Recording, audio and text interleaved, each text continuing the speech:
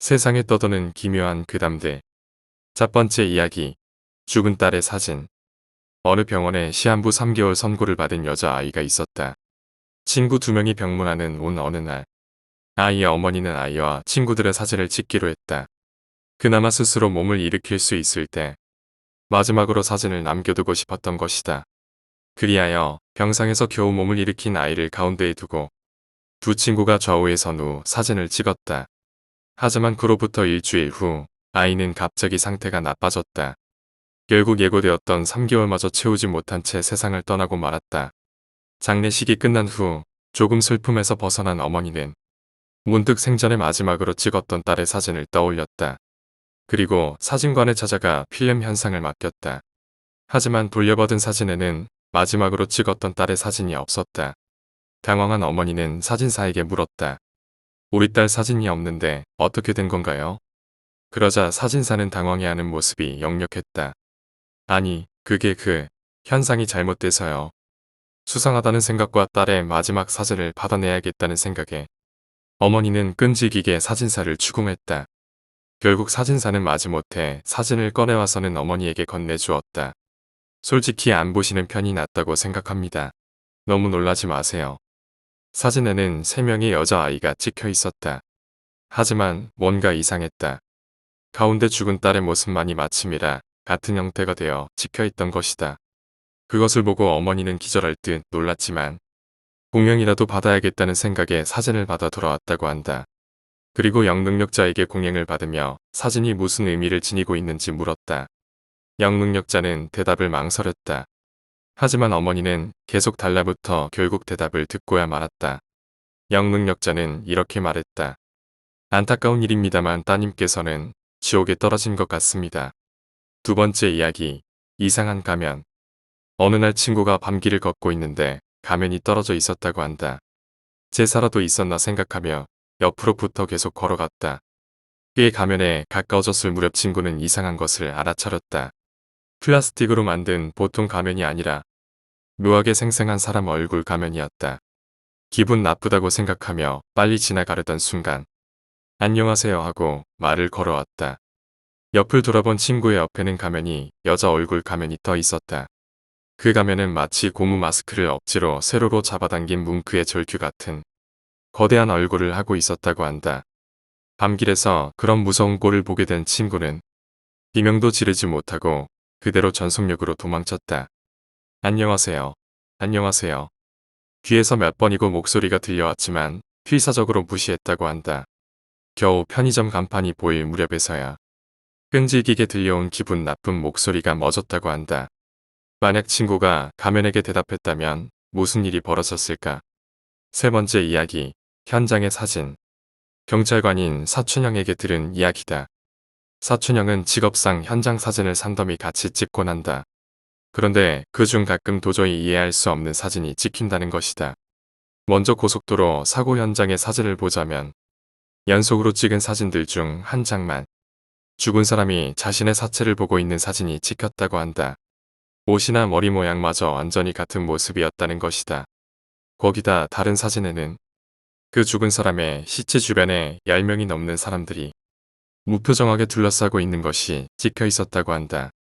그 다음에는 방화살인 현장의 사진 이야기다. 현장 사진 중 구경꾼들을 찍은 사진이 한 장 있었다고 한다. 그런데 어째서인지 한 명이 화재 현장과 반대 방향을 보고 있었다고 한다. 나중에 사건이 정리된 후에 알아차린 것이지만 그 사람은 그 당시 화재 현장에서 사망한 사람이었다고 한다.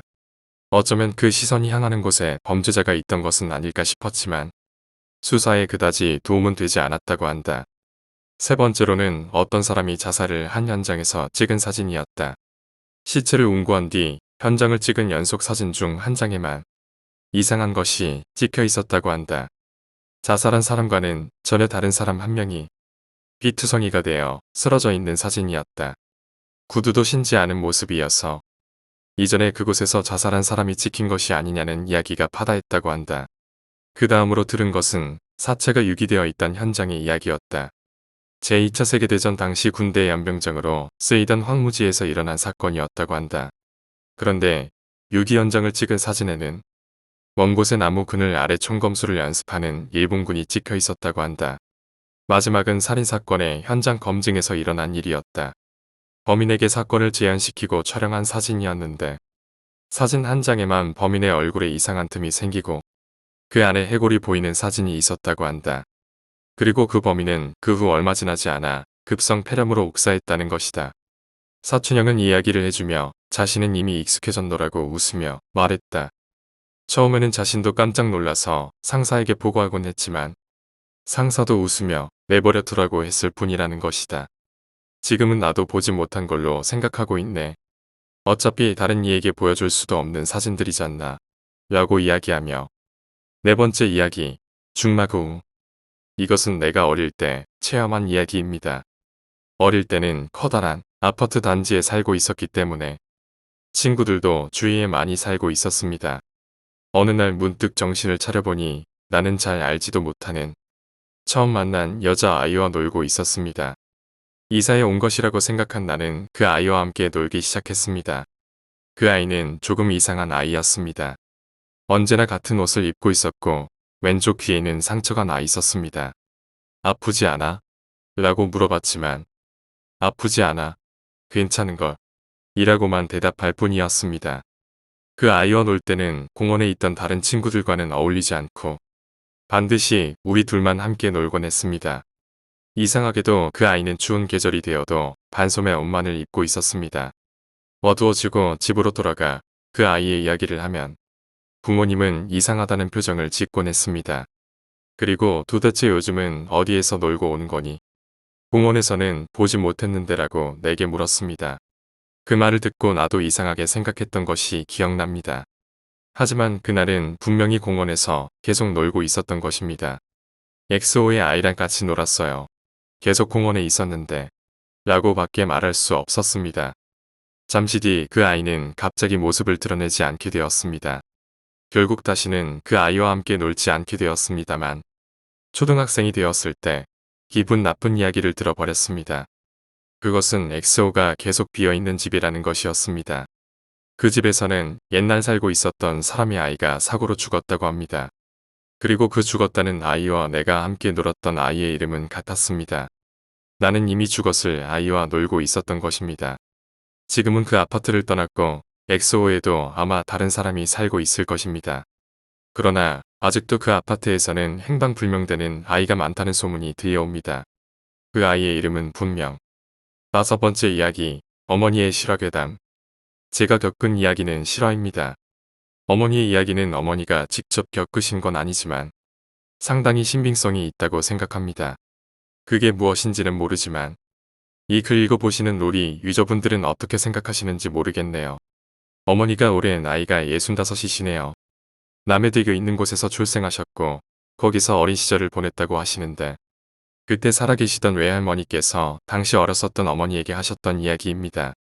어두컴컴한 밤이 되도록 외할아버지가 안 오시길래 외할머니가 근처 앞산 앞에서 할아버지를 기다리셨다고 합니다.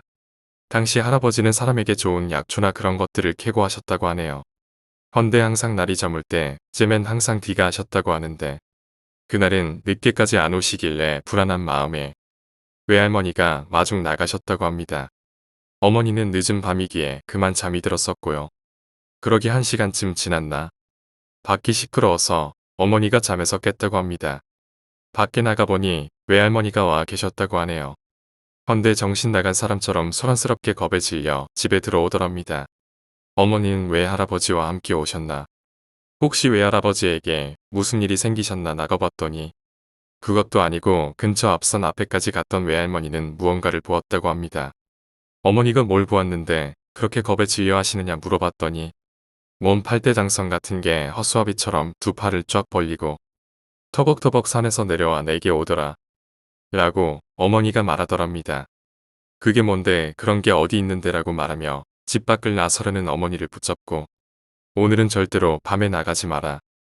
하며 어머니를 붙잡는데 아직도 숨이 차는지 숨을 몰아쉬시는데 온몸은 땀에 젖으셨고 거짓말을 하시는 것 같지는 않았다고 합니다.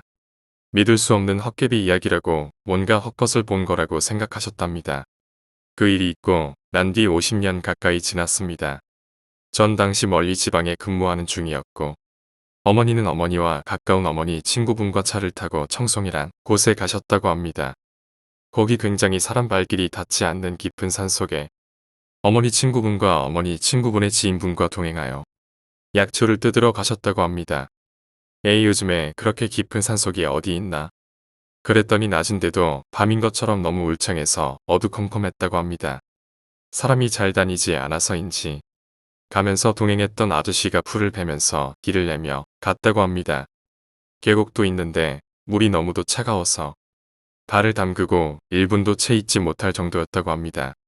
당시 늦여름이라 한참 더울 때인데 말이죠. 거기서 뱀도 몇 마리 마주쳤다고 하네요. 그것도 독사. 어머니 친구분은 기겁을 하고 이내 포기하셨다고.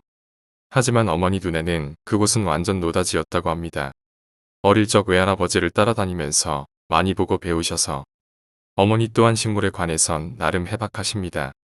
낫으로 약초나 식용식물을 캘 만큼 캐고 망태에 짊어지고 차에 실어 놓은 뒤 다시 올라가서 더 캐려고 하는데 땅 주인이던 아저씨가 하는 말씀이 어두컴컴할 때까지 있으면 안 된다. 더 있으면 어두워지니까 그만 내려가자. 라고 하더랍니다.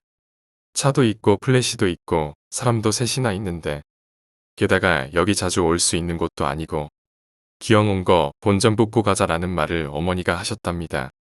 거기다 약초나 식용식물이란 것도 한철입니다. 계절 바뀌면 캐고 싶어도 못 캐는 거죠.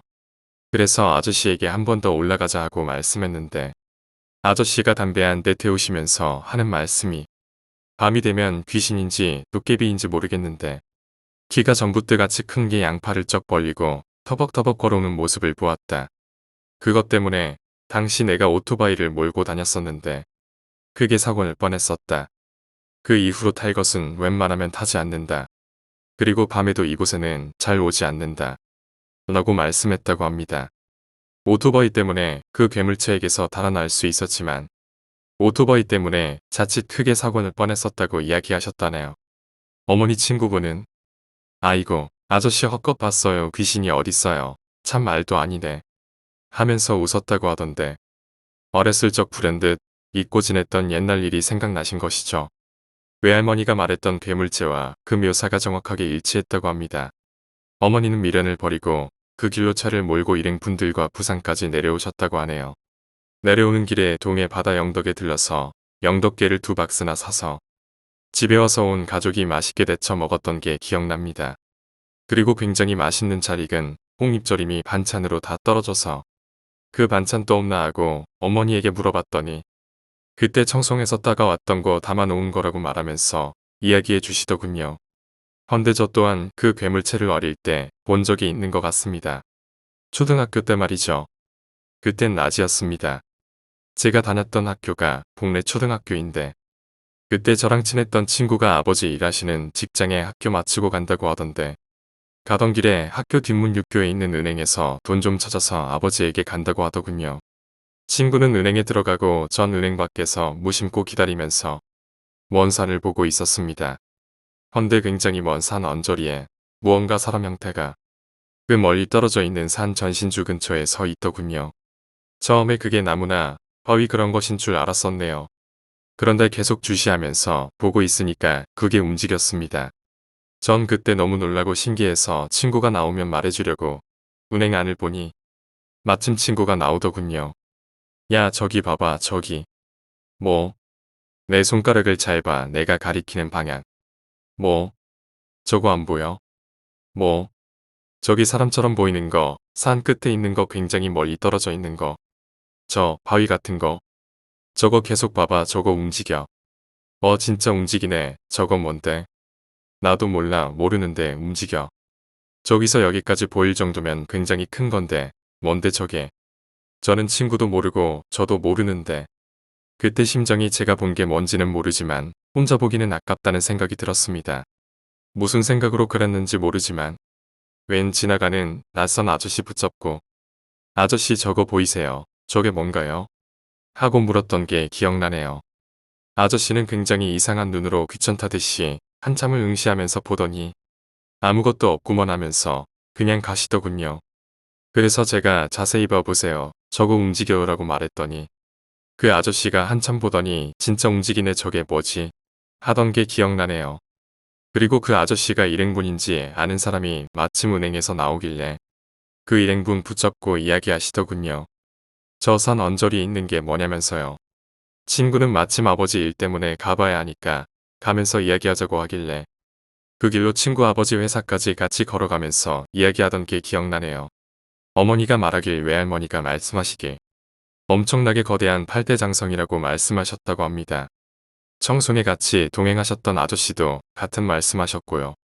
전 굉장히 어릴 때 경험해 보았네요. 헌데 어머니가 말씀하셨던 것보다 훨씬 큰 것 같습니다. 제가 본 것은 그리고 생김새도 틀리고요. 그것도 낮에 보았습니다. 그게 뭔지는 모릅니다. 하지만 분명히 본 건 확실하고요. 저 혼자만 그걸 보았다면 헛것이지만 다른 사람도 그걸 보았습니다. 같이 저게 뭐지? 하면서 이야기했었고요.